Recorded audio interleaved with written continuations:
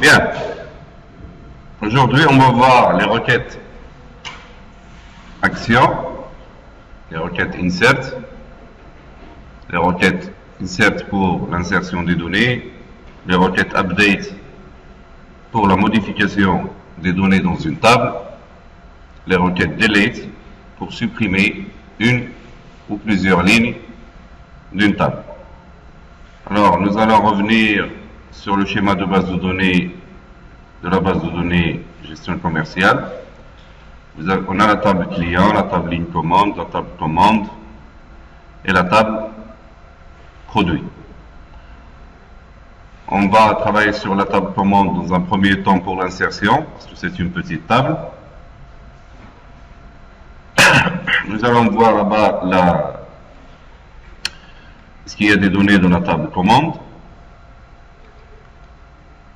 Pour voir les données, on fait touche droite, modifier les 200 lignes plus haut, et on a des données, le numéro de commande avec deux dates différentes. Bien, je vais afficher l'analyseur de requête, l'éditeur de requête, nouvelle requête. Alors, pour insérer une ligne dans une table, on utilise l'instruction insert into. Je donne le nom insert into, à côté je mets le nom de la table, commande. J'ouvre une parenthèse. À l'intérieur, je mets les champs sur lesquels je vais agir. Je vais aller ici, je prends la table commande, colonne, je tire, je fais num commande, je fais virgule. Ça c'est pour faire rapidement et pour ne pas faire d'erreur dans la saisie des champs. Je mets insert into commande. Là, je mets le numéro de commande et la date de commande. Je les ai mis dans l'ordre intuitif. Ça veut dire tels qu'ils sont dans la table. Je peux les mettre dans le désordre si je veux. Mais l'essentiel, c'est que les valeurs que je vais insérer au niveau de la table, il faut qu'ils soient dans le même ordre dans lequel je les mets ici. Je mets values.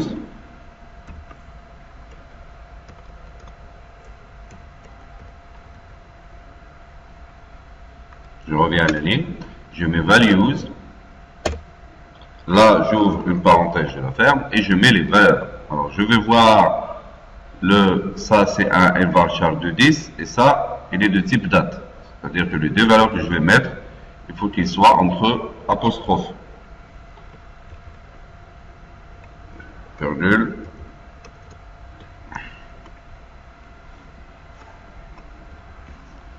Je mets une nouvelle commande, je vais par exemple faire la commande 5. Et ici, la date de commande, il faut que je mette une date correcte, par exemple, le 31 10 2014. Si je sélectionne cette requête-là et je l'exécute, je me retrouve avec une nouvelle ligne, il me dit une nouvelle ligne affectée. Je vais voir ma table commande, je vais ici et je clique sur le point d'exclamation pour actualiser les données de la table. Je clique ici et je me retrouve avec cette date. Remarquez que ici j'ai un SQL Server en anglais. Là, il met la date en anglais. Mais au moment de l'insertion, je l'ai inséré avec une date en français. Ça n'a pas posé problème.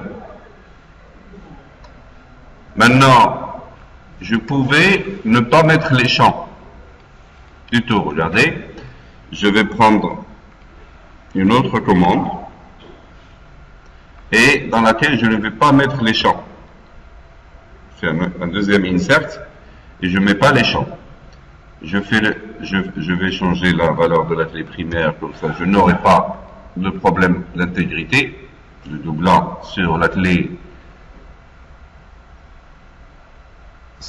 primaire.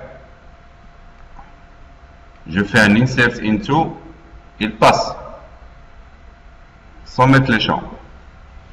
Il passe, mais à condition que je vais mettre les valeurs dans l'ordre des champs de la table. Est-ce qu'on a compris? Si je ne veux pas mettre les champs ici, il faut que, premièrement, je remplis toutes les valeurs. Deuxièmement, il faut que je les mette dans le même ordre. C'est-à-dire, je mets le numéro et la date, tels qu'ils sont dans la table. Je peux, bon, c'est rare qu'on fait ça, mais je peux toujours les mélanger. C'est-à-dire, moi, je veux que, faire comme ça,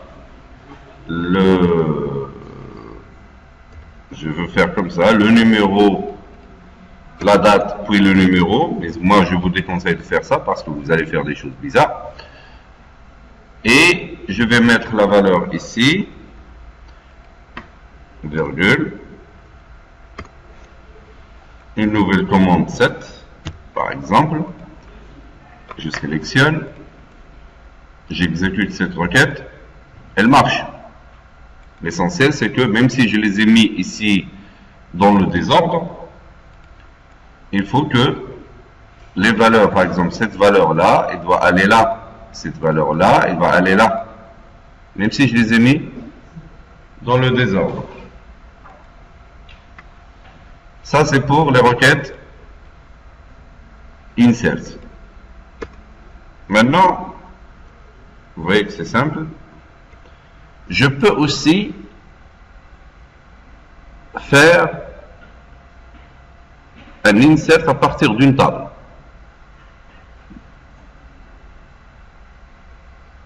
Si par exemple, j'ai une table hcommand. Alors,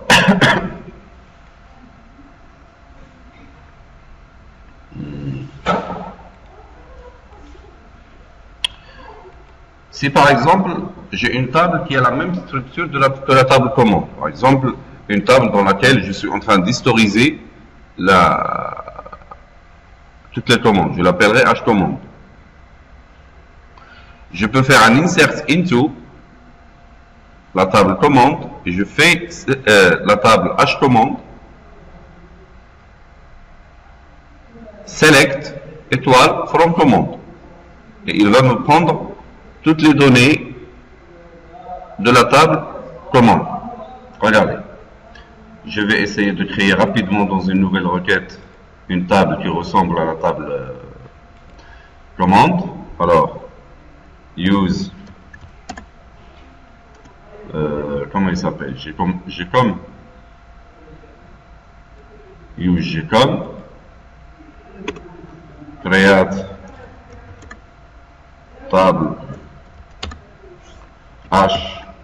hcommand. Je suppose que, par exemple, pour un besoin de l'entreprise, je voudrais historiser les commandes les plus anciennes et de les mettre dans la table commande. Je mettrai hcommand, je vais ouvrir la parenthèse, comme on avait vu, on a pu le faire avant. Je vais créer le premier champ, le deuxième champ. Alors, je vais prendre par exemple num cmd, là, et je mets .cmd, et alors je vais entrer ça pour qu'il arrête de me déranger.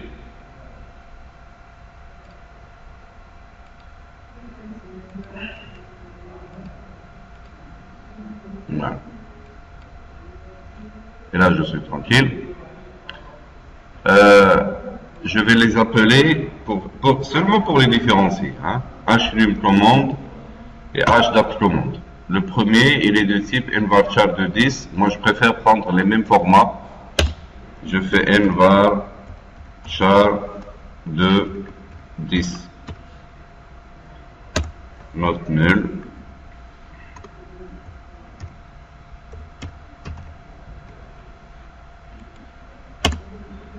Je mets une virgule, bien sûr. Et celui-là, il est de type date. Je mettrai moins datetime, juste pour m'amuser. Ça marche. Et je mettrai not null. Je mets datetime en majuscule. Alors celui-là il est date et celui-là il est datetime, juste pour l'exercice. J'exécute, il m'a créé la table. Remarquez, je n'ai pas fait de clé primaire, je fais exprès. Maintenant, j'ai une, si je vais aller sur table, j'actualise, et là, j'ai une table HCommand. Moi, je voudrais remplir la table HCommand à partir de la table commande directement. Je vais revenir sur mes requêtes ici. Je peux faire, je vais me mettre là. Je peux faire un insert into HCommand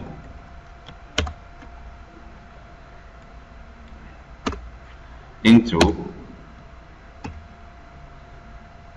HCommand.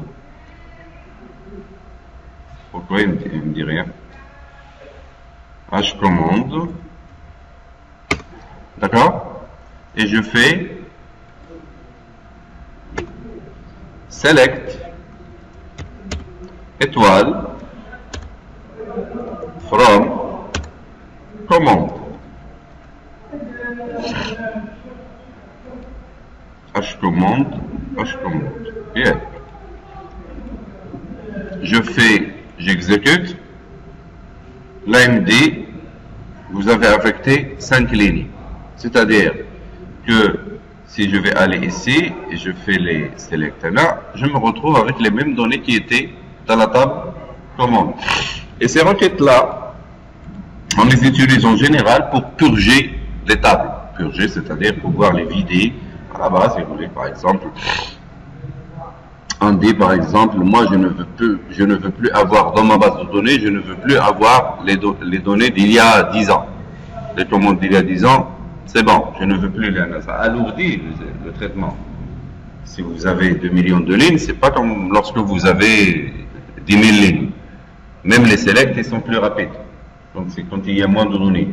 Alors pour ne pas avoir une base de données pleine, en fait des tables pleines, on historise.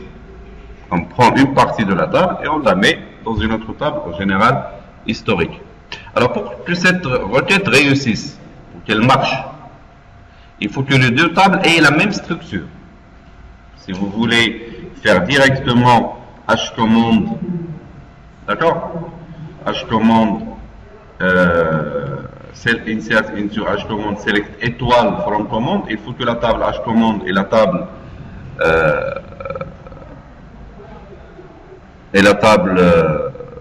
commande aient la même structure, les mêmes champs, les mêmes types de données. Maintenant, je vais me mettre dans la situation suivante. Je vais dans la table HCommand par exemple. Regardez ce que je vais faire. Je vais supprimer la table HCommand. Pour supprimer une table, l'instruction est simple. C'est drop table et je lui donne le nom de la table que je veux supprimer. C'est drop. Pour supprimer, c'est drop table, le nom de la table. J'exécute. Maintenant, si j'actualise, regardez, je ne retrouve plus la table HCommand. C'est une instruction à éviter.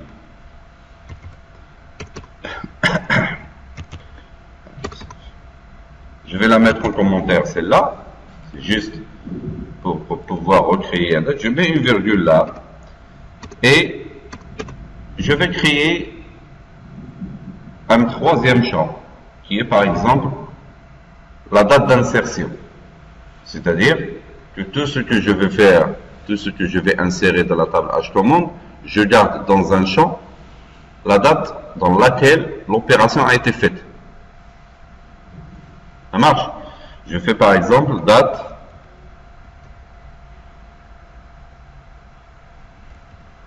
insertion. Ça c'est un champ facultatif supplémentaire et je mets, il est de type datetime, je le mets là, j'enlève la virgule. Et je crée cette date-là, j'exécute, il m'a créé une table qui s'appelle hcommand. Alors celle-là n'existe plus. Qu'est-ce qui se passe? Je vais ouvrir la table. Hcommand, c'est le num commande, la date commande et la date d'insertion de la ligne. Ça marche? Qu'est-ce que je vais faire dans ma requête SQL? Cette fois, je ne peux pas faire du select étoile. Parce que la structure, elle est différente. Je vais y mettre champ par champ. Ça marche? Je vais faire insert into hcommand, par exemple, select, et là je vais prendre à partir de la table commande, je vais prendre le num, virgule, je vais prendre la date commande, très bien, et je vais lui dire de me mettre la date d'aujourd'hui. Je peux faire un insert into, une partie qui vient de la table et une partie qui vient de moi-même, une valeur. Alors, la date d'aujourd'hui, en SQL, ça doit être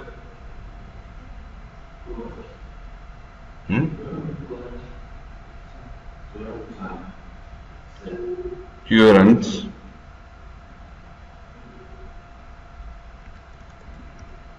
date. Non.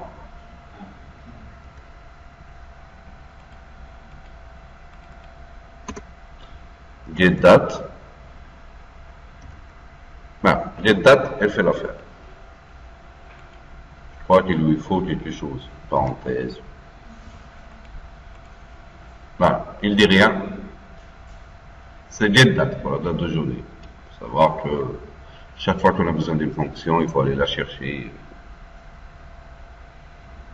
Vous retenez ça pour la date d'aujourd'hui, on fait get date. Il faut attendre que ça marche aussi. Alors, on y va. J'exécute. Il m'a affecté la table hcommand, si je l'actualise. Regardez qu'il m'a mis la date et l'heure dans laquelle j'ai mis, même en millisecondes, la date et l'heure dans laquelle j'ai inséré. Et ça, c'est utile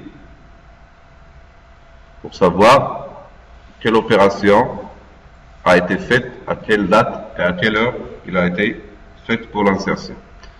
Alors ça, ce n'était qu'un exemple. Maintenant, si je reviens sur ma requête SQL, l'essentiel, c'est que je peux faire un insert into la table cible, et je peux faire soit un select étoile dans le cas où les deux tables ils ont la même structure, soit en spécifiant chaque champ dans la,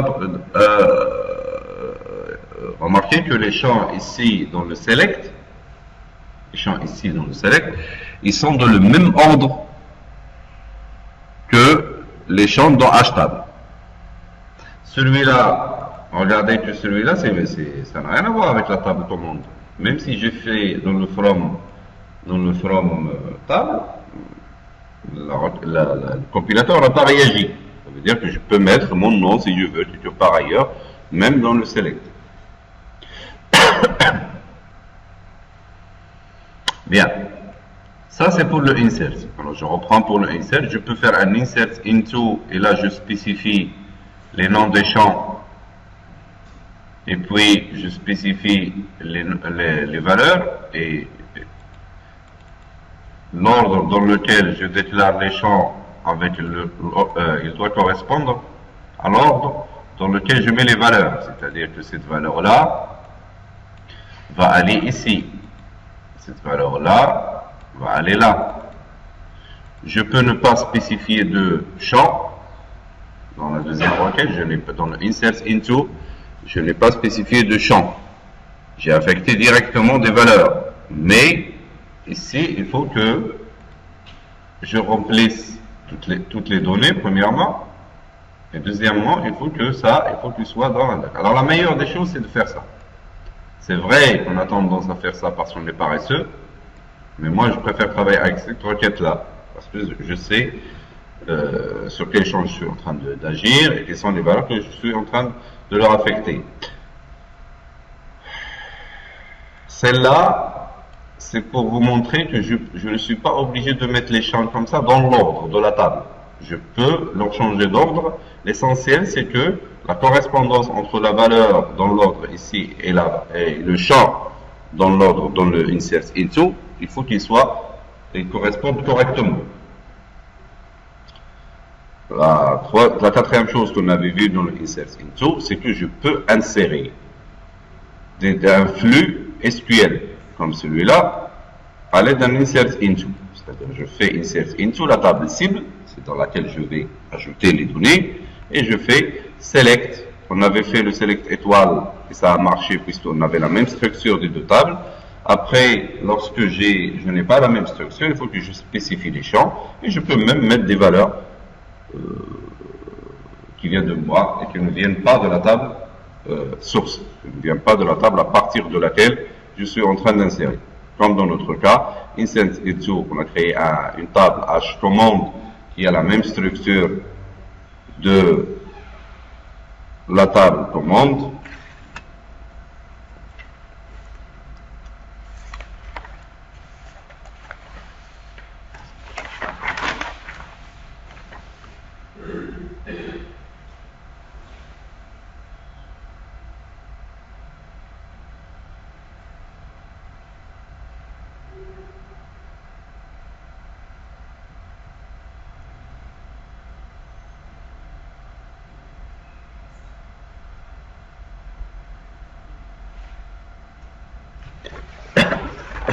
Qui a la même structure que la table commande. Et puis j'ai inséré les champs dans le même ordre des champs, ben là, ici, dans les champs de la table commande. Ça, c'est pour l'insertion. Alors, passons à la modification.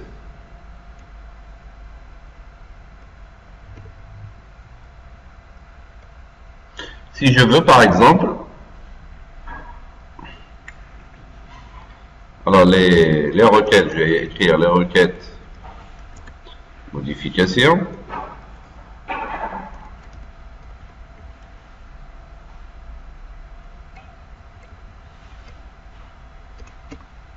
Alors ici, je reviens sur ça. Le select, je peux faire des conditions avec des where. Si par exemple, je veux une condition sur une date, je fais select ceci et cela. From command, where par exemple, date commande supérieure à une valeur, inférieure à une valeur, égale à une valeur, et ainsi de suite. Non, je peux faire un select normal, comme les autres. Et là, je n'insère que le résultat du flux. En général, on applique ça, par exemple, on fait le select ici, on voit ce qui se passe avant d'insérer, et après j'applique la requête de insert, comme ça, je n'aurai pas à faire des deletes, à faire des suppressions. Les requêtes modification. Je suppose par exemple, je vais voir ma table commande et je vais dire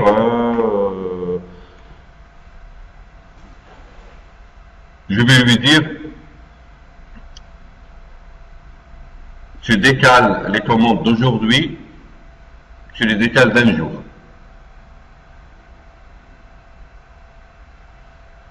Toutes les commandes d'aujourd'hui, tu mets la date -1. Par exemple.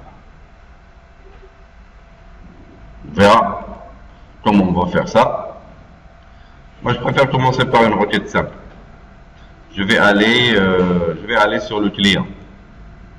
Restons sur. Par exemple, ici, j'ai un client Alawi, je veux qu'il soit El Alawi. Je veux faire un EL à côté. On va faire ça. On va lui dire, si tu trouves quel client avec le nom du client égal à Alawi, tu mets EL Alawi. Ça marche? On y va. Et après, on verra pour la requête. Pour faire une modification je ne suis pas en train de modifier la structure de la table. Je n'ajoute pas de champ, je n'ajoute pas de contrainte. Non, je ne fais pas ça. Je suis en train de modifier des données dans des lignes, des données remplies. Pour modifier les données d'une table, je fais update le nom de la table,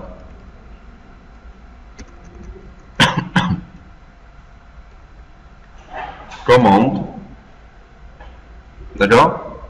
Et là, pour donner la nouvelle valeur au champ, moi qu'est-ce que je veux faire? Je veux modifier le nom du client à Alaoui et je veux y mettre El Alaoui. Ça veut dire que je veux ajouter à gauche un EL. Eh bien, je vais lui dire 7, le nom du champ,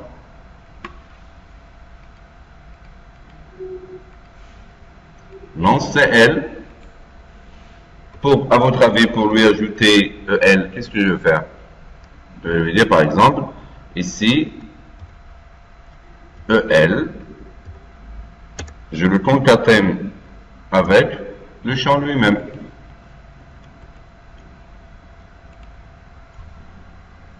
Je mets un petit espace.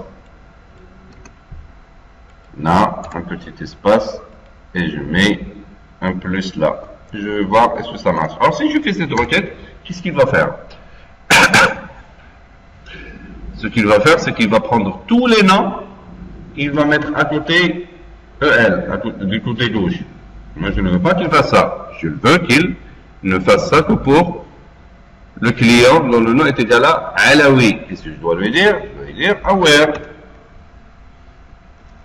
Where nom CL est égal à, et je vais lui dire, pour ne pas me casser la tête, je vais prendre cette valeur-là et je vais la mettre ici. Ce qu'il va faire, alors c'est pas la table commande, c'est la table client. Voilà. Regardez, quand j'exécute la requête, alors j'ai fait update client 7. 7, c'est quoi? C'est pour affecter la nouvelle valeur. 7, le nom du champ, reçoit la nouvelle valeur. Maintenant, si je le fais comme ça, il va modifier tous les noms. Si je lui dis de ne modifier que celui qui est égal à Alaoui, je vais lui dire, dans le where, je vais lui dire, non CL égal à Alaoui. Il va aller vers la ligne là où il y a le client dont le nom est égal à Alaoui, il va lui ajouter un EL espace à gauche. On va voir, est-ce qu'il fait ça? Allons-y. Hop, il m'a dit une ligne affectée. Il n'a trouvé qu'un seul client dont le nom est égal à Alaoui. Je vais voir, est-ce que c'est vrai? Je clique ici, et là, il a pris ça. Il a mis EL Alaoui. Oui. Par exemple, je fais ici je fais Casa, ici je fais Casa. Marche. Si je voudrais par exemple modifier toutes les villes qui sont égales à Casa et de mettre Casablanca à la place, je vais y aller. Alors qu'est-ce que je fais? Je fais quoi? Alors, on va cacher un peu ça. Et je fais update. Quoi? La table client. Si vous êtes paresseux comme moi je la fais tirer comme ça. Update client. 7 quoi? Ville client. Ville CL. Est égal à quoi? Est égal à Casablanca. Et là, je vais lui dire where ville CL est égal à Casa. Voilà. Je crois que sur SQL Server, on ne respecte pas la casse. C'est-à-dire qu'il va modifier celle en majuscule et celle en minuscule. On va voir. Je sélectionne, je fais exécuter. Il m'a dit 2 lignes affectées, c'est-à-dire qu'il a modifié les 2 lignes. Je vais revenir sur mon client, j'exécute, et là, il a modifié la ville de Casablanca. Vous voyez l'intérêt de l'update. Par exemple, ici j'ai un numéro de téléphone. Pour des raisons techniques, les opérateurs de téléphonie, ils veulent ajouter un chiffre.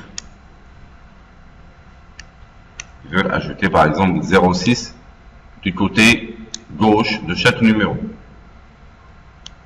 Il faut que je modifie le numéro de téléphone de tous mes clients. Je voudrais ajouter un 06 du côté gauche. Je vais le faire. Je fais faire, qu'est-ce que je fais? Je fais update client, set téléphone client, reçoit comme ça un 06, tout bêtement, 06, et je le concatène avec tel client. Et là, je n'aurai... Qu'est-ce que j'ai fait? Je crois que j'ai fait une bêtise. Et là, je n'aurai pas à aller modifier ligne par ligne le numéro de téléphone. Il se fait automatiquement grâce à maintenant il va ajouter le 06 tel qu'il a été. Voilà. Et je reviens sur le client. Quand j'actualise, tous les numéros de téléphone, ils ont un 06 du côté gauche.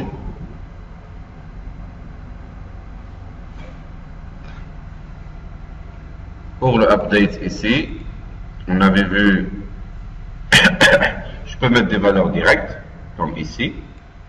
Je peux faire réutiliser le champ que je veux. Je peux faire des where et des and et des or comme je veux. Et je peux, comme ici, bon, ça c'est, on a fait une répétition. Ici, on a mis une valeur directe, regardez, dans le set, on avait une valeur directe, avec une condition. Ici, on a réutilisé le champ avec une petite concaténation et avec un where pour l'update. Et je peux aller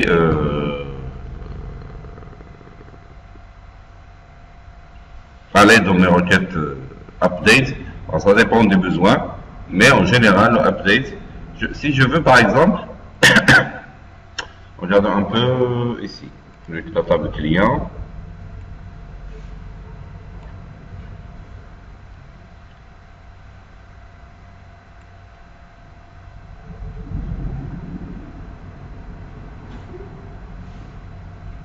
Je peux aussi modifier 2 champs à la fois, ou 3 champs à la fois, ou 4 champs à la fois.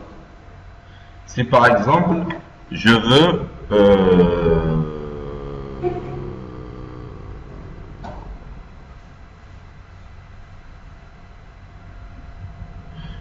vider les fax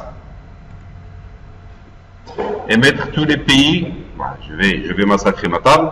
Si je veux vider tous les fax qu'il y a, d'accord, et je veux mettre toutes les villes, tous les pays à Maroc. Ça veut dire que je vais modifier à la fois avec une seule requête update. Je peux modifier 2 champs, la valeur de 2 champs. On y va. Alors, je vais faire un copier-coller.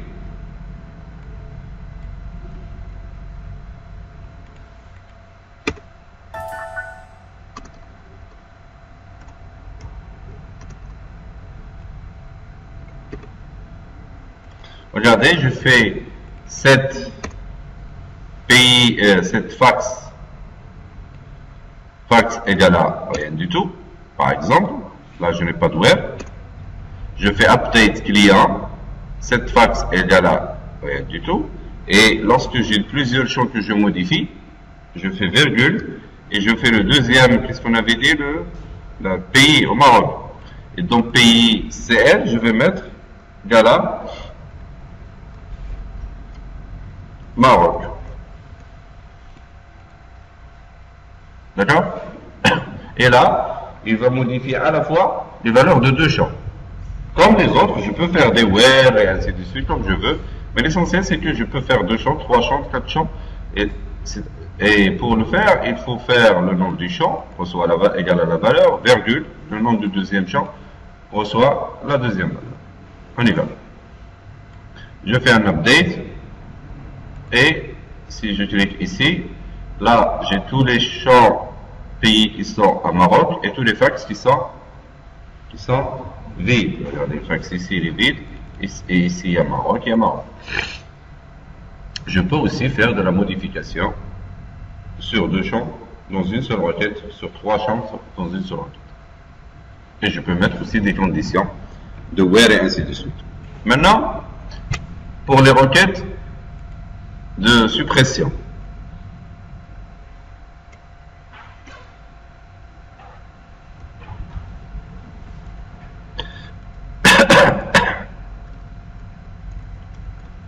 Pour les requêtes de suppression, pour supprimer une ou plusieurs lignes à partir d'une table, on utilise l'instruction delete.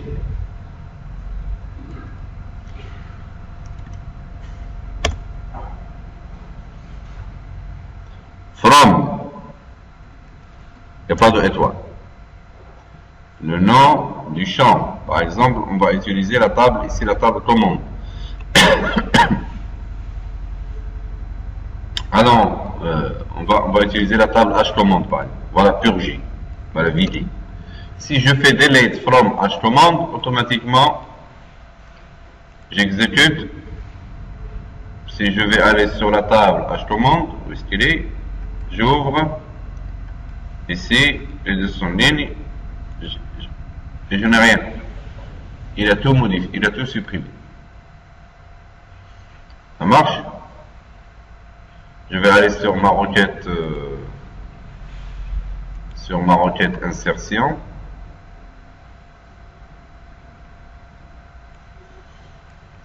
Je vais remplir la table hcommand pour jouer avec. D'accord. Là, je veux par exemple, si je vais aller voir la table hcommand ici, je l'ai remplie. Je me retrouve avec le 30-10, 30-10, 30-10, ça ne m'intéresse pas. Par exemple, je veux supprimer tout ce qui est 2010 et avant 2010. Je veux supprimer ces commandes-là. Si je veux supprimer ces commandes, ça c'est pas ma requête, ça. Qu'est-ce que je vais lui dire? Delete from hcommand where quoi? Alors where that command, quels sont ici that command ici that command. Je veux supprimer tous ceux qui sont avant 2010. 2010 et avant. La date, elle doit être inférieure ou supérieure? Je veux les supprimer. C'est inférieur. Inférieur à quoi? Au 31 12 2010. Et je fais comme ça. Il va me supprimer tous ceux qui sont en 2010. 31-12, c'est le dernier jour de date supérieure ou égale. Donc il m'enlève aussi ceux de 31-12. On y va? On y va. J'exécute. Il m'a dit que c'est réussi. Il n'y en a aucune. Bizarre. Ça c'est le client. Où est-ce qu'il est la table hcommand? Qu'est-ce que je lui ai demandé dans ma requête? Ah, 2010. Oui, c'est ça. Ah, il n'y a que 2014. Bon. On va modifier celle-là. 2010. J'exécute. Alors, j'ai celle-là, la 12 qui doit être supprimée. Allons-y. J'exécute. Je vais aller dans la table H-commande. La 12 n'y est plus. Et là, je peux supprimer avec des conditions. Et je peux faire autant de conditions que je veux avec toutes les complications qu'il y a. Voilà, pour insérer, c'est insert into. Pour modifier, c'est update, le nom de la table. Set, le nom du champ. Et s'il y a un where, on le fait. Le delete, je fais un delete from la table. Si je fais seulement un delete from la table, il va supprimer toutes les lignes. Faire attention à ça. Il va supprimer toutes les lignes de la table. Je peux faire une condition sur le delete et là, il ne supprime que les lignes qui répondent à cette condition. Voilà.